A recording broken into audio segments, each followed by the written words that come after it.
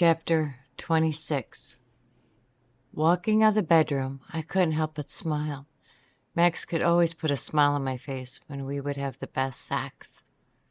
Max, I'm worried about Betty. She hasn't returned any of my calls or texts, and she should have been here by now, I said, walking over to where he was sitting. Get dressed, sweetheart, and I will drive you over there, he said, getting up. Okay, I said as I went to the bedroom. My butterfly started to dance around my stomach. That was never a good sign. Max, I called out as I sat on the bed. He rushed into the room. What's wrong? He asked weirdly. Something's wrong with Betty, I said, laying down. I knew what was about to happen. Once the butterfly started, I would get dizzy, and then a vision would happen. I have had enough of these to know to lay down on something soft. What's going on? Max asked as he sat next to me on the bed. I'm not sure just yet, but something isn't right. As soon as I said it, I couldn't see anything but darkness. Slowly, my eyesight came into focus. I could see I was inside Betty's house. All of her things had been destroyed. Her books were torn apart. Her cabinets that held all of her herbs and crystals was smashed. I let out a soft cry seeing her house like this. This was Betty's safe space. I wandered around looking for her. Couldn't find her anywhere. Went to her bedroom, checked under her bed. Nothing. Until I heard a faint noise coming from her closet. I opened it up and moved her clothes out of the way. I saw a crack in the wall. I moved a few things, and once I moved the door, I saw Betty curled up in a ball, asleep or unconscious. I couldn't tell. But she didn't look good. I'm coming to you, Betty, I whispered in her ear, as my hand gently moved a strand of her hair out of her face. I let out a gasp as I saw her face. Swollen and bruised, she had black eyes, a busted lip, and a cut on her cheekbone. My anger was boiling, which brought me on my vision. I couldn't describe what I saw, but I grabbed onto Max's hand and let him go through my mind to see what I just saw.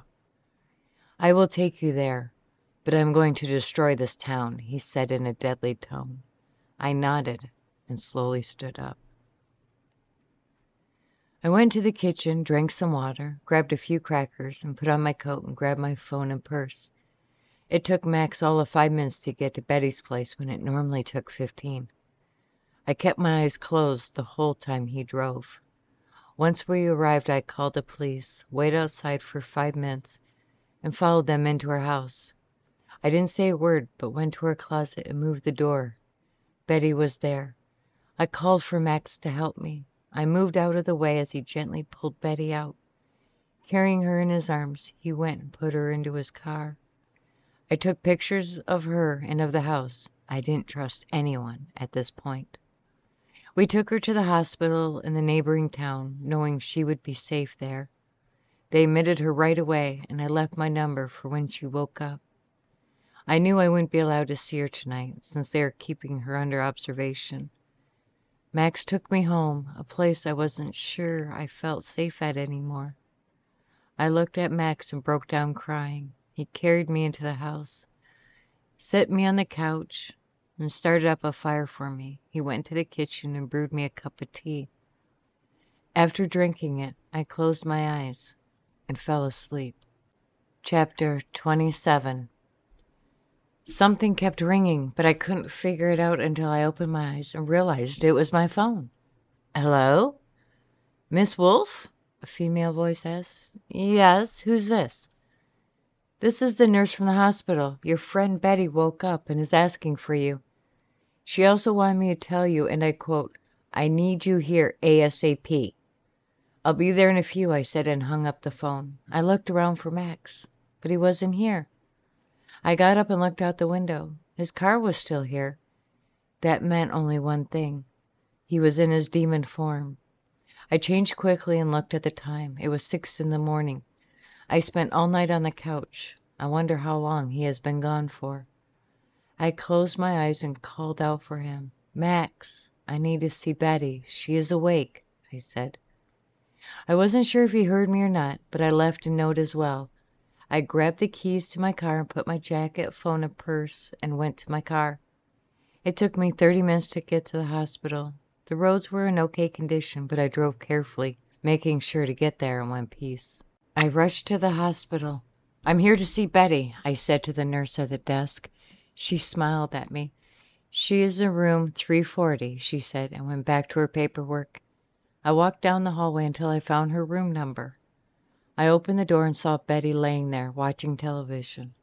I had to smile. She never missed her morning shows. "I can come back," I said with a smirk on my face. She turned and saw me standing there. "Get over here," she said. I was by her side, and she opened her arms. We hugged each other for a few minutes. I pulled back and looked at her face. Her coloring was back to normal. The bruising would go away in time, and they had put in a few stitches. "You are moving away with us," I said, holding onto her hand. She nodded her head. "It's time I have a fresh start, and having it with my best friend would be what I need and want," she said. "Where is Max?" Betty asked, looking around. "He had to take care of some things," was all I said. But the smile on her face told me she knew exactly what he needed to take care of. "Do you remember anything?" I asked carefully. I didn't want her to go in a panic attack or anything of that nature. "It was Tom and a few of the guys from town," she said. I blinked a few times. "Tom had a hand in this?" I said. I believed her, but I wouldn't have guessed Tom would do this to Betty. "He was the one saying that this town needed to get rid of witches, that we were a plague on the community," she said. "Well, shit," I said, sitting back in the chair. I saw Betty didn't want to talk right now, and I fully accepted that. I turned and watched her morning shows with her. Around lunchtime, I said I'd be back later on. She promised to call me after lunch and nap. I smiled and kissed her on her forehead. Leaving the hospital, I felt guilty for leaving her, but she needed a rest, and I needed to go home and see if Max was there yet. Once home, I walked into the house. It was silent. Max wasn't around still. I blew out a breath, grabbing a sandwich and my laptop. I decided to search for homes in another state that was out of the country. I wanted nothing to do with towns or cities. I know once in a while having gone town to get stuff, but no one will know what we are. A whole new, fresh start. Chapter 28. I got a call from Betty letting me know not to come there tonight. They were going to do some tests to make sure everything was okay, and if it was, tomorrow she would be going home. After we got off the phone, I went into the kitchen and made a simple dinner. Max still isn't back yet, and I was starting to worry about him. Of course, I never asked him what it all entails with what he does. It might take him away for a few days to a week. I had no idea. But next time he was home, we were definitely going to have a talk.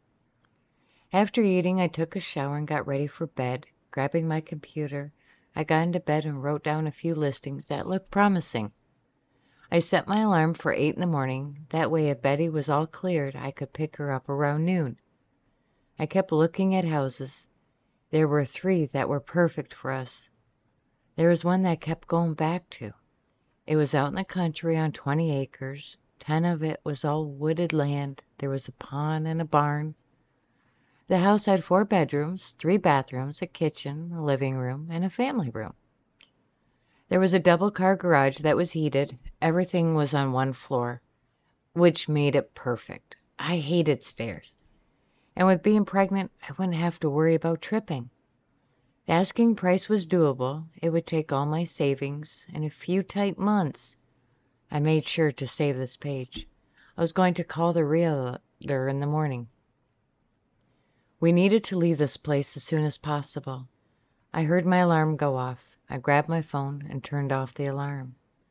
I went to get up, but a very strong arm wrapped around me and pulled me back down. I smiled, turning my head and looking into his red and yellow eyes. "Hi, sweetheart. I've missed you," I whispered as I leaned over and kissed him. "I've missed you," he said. We spent the next 2 hours ravishing each other. My phone rang. Answering it, the nurse told me Betty was ready and free to go. I smiled at Max, who was laying in bed naked, the sheet just barely covering certain parts. I stood there for a moment looking at him. Who would have thought that a simple witch would end up falling in love with a demon, and that he was actually capable of falling in love himself. We were dressed at the hospital in record time. Max knew I was excited to get Betty back to our home, where I knew she would be safe. Walking into her room, she was sitting there, dressed and ready to go. I smiled as I looked at her. "About damn time," Betty said with a big smile on her face when she looked at me and at Max. She got up, and I went to hug her. "You're staying with us, and I found a new place for us," I said as we left the hospital room. "Sounds good to me," Betty said. Once home, I made us some coffee. Betty went to sit on the couch as Max started up a fire in the fireplace. I brought over our coffee and set them on the coffee table. "Jane, I know my stuff, and most of yours, has been destroyed. But is there a way we can do something to Tom?" Betty asked as she sipped her coffee. I sat down next to her as Max went to look out the window. I watched as he looked out and then took a deep breath. There was something that he hadn't told me yet. "What's going on, Max?" I asked. Max turned and looked at Betty and I for a moment before he took a breath, walking back over to stand in front of the fire. Chapter 29. "You both know that I am not a man, that I was called here to protect Jane," Max said as he kept staring into the fire. "We know this," I said as I sat there watching him. "Then you know as our arrangement that I take souls. Well, since Jane's store has been destroyed, and now that Betty has been attacked in her own home, I did what needed to be done," he said as he turned around and looked at us. Max was no longer a man standing in front of us. His form was now, as his own, a demon of nightmares, one that takes souls and drains bodies till they are nothing more than a husk. I knew what he did. Before I did the incantation, it would describe what each demon is for. "I know what you are, Max, and that is fine by us," I said as I looked at Betty. Betty sat there for a moment, taking everything in that Max had just said. She didn't even blink when she saw him in his true form. I give this woman credit. "Max, I have known Jane since she was little. I have seen how this town has treated her and her family. I also know Jane tends to lead with her mind and not her heart. So with her summoning you, she did with full knowledge. She trusts you, Max, and so do I," Betty said. Max nodded and paced a bit before stopping and turning to look at us again. Seeing a 7-foot demon pace was something that I could never get used to. His skin was black, not shiny, but more of a matted look to it. His skin wasn't skin, but an armor that was solid against him. There were red veins that pulsated with each breath he took. His hands were not really hands. They were elongated-looking fingers, but with long, sharp-looking blades on each finger. His teeth were razor-sharp. His eyes glowed against the darkness of his skin. One of the reasons why he couldn't be killed. He was also able to transform into a dark mist for a short period of time. Max walked over and bent down in front of me. His hand traced the side of my face. "You are mine to protect, Jane," he whispered. I leaned my face into his hand that was cold against my skin. When in demon form, there was no heat coming from him, only coldness.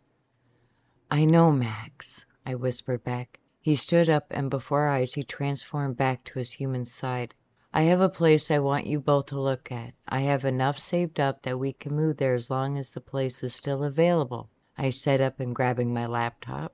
I put it on the kitchen table and went to make some tea while Max and Betty both went through the listing.